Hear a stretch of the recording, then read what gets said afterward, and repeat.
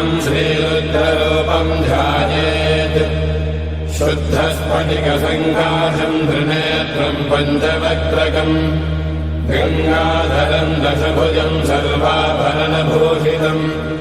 नीलग्रीवम् शशाङ्काङ्कम् नागयज्ञोपवेदिनम् व्याघ्रजन्मोत्तरीयम् च वरेण्यमभयप्रदम्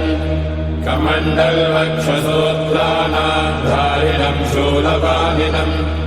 ज्वलन्तम् पिङ्गलजटाशिखामद्योतधारिणम् वृषस्कन्धसमारूढम् उमादेहार्थधारिणम् अमृतेनाप्लुतम् शान्तम् दिव्यभोगसमन्वितम् दिग्देवतासमायुक्तम् सुरासुरनमस्कृतम् नित्यम् च शाश्वतम् शुद्धम् ध्रुवमक्षरमव्ययम् सर्वव्यापिनमीशानम् रुद्रम् वै विश्वरूपिणम् एवम् ध्यात्वा द्विजः सम्यक् ततो यजनमालभेत् अथातो रुद्रस्नानार्चनाभिषेकविधिम् व्याख्यास्यामः आदितयेव दीर्थे स्नात्वा उदेत्य शुचिः रजतो ब्रह्मचारी शुक्रवासादेवाभिमुखः स्थित्वा आत्मनिदेवता स्थापयेत् प्रजनने ब्रह्मा तिष्ठतु पादयोर्विष्णुस्तिष्ठतु हस्तयोर्हरस्तिष्ठतु बाह्वोरिन्द्रस्तिष्ठतु जठरे अग्निस्तिष्ठतु हृदये शिवस्तिष्ठतु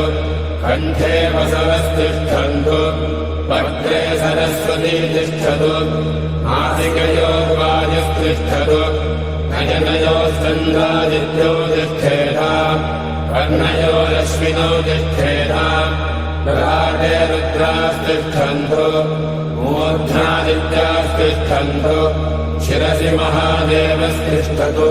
शिखायाम् वामदेवस्तिष्ठतु पृष्ठे पिनाकी तिष्ठतु पुरतः शूली तिष्ठतु पार्श्वयो शिवाशङ्करो तिष्ठेताम् सर्वतो वायुस्तिष्ठतु ततो बहिः सर्वतोऽग्निज्वालामाला परिवृतस्तिष्ठतु सर्वेष्वङ्गेषु सर्वा देवता यथास्थानम् तिष्ठन्तु मागुम् रक्षन्तु ॐ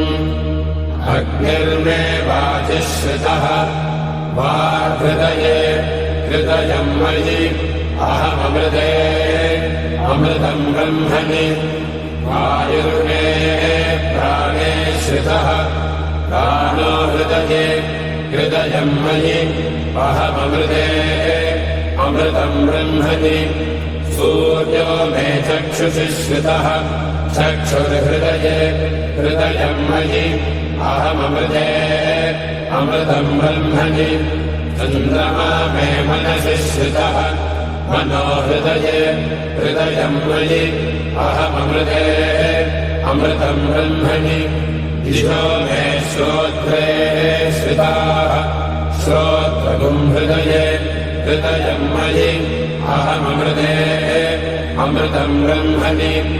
आपो मे रेतसि श्रिताः रेतो हृदये हृदयम् मयि अहममृते अमृतम् ब्रह्मणि पृथिवी मे शरीरे श्रिताः शरीरगुम् हृदये हृदयम् मयि अहममृते अमृतम् ब्रह्मणि ओषधिवनस्पतयो मे लोमसु श्रिताः लोमानि हृदये हृदयम् मयि अहममृते अमृतम् ब्रह्मणि इन्द्रो मे मणे श्रितः परगुम् हृदये हृदयम् मयि अहममृते अमृतम् ब्रह्मणि पर्जन्यो मे मूर्ध्नि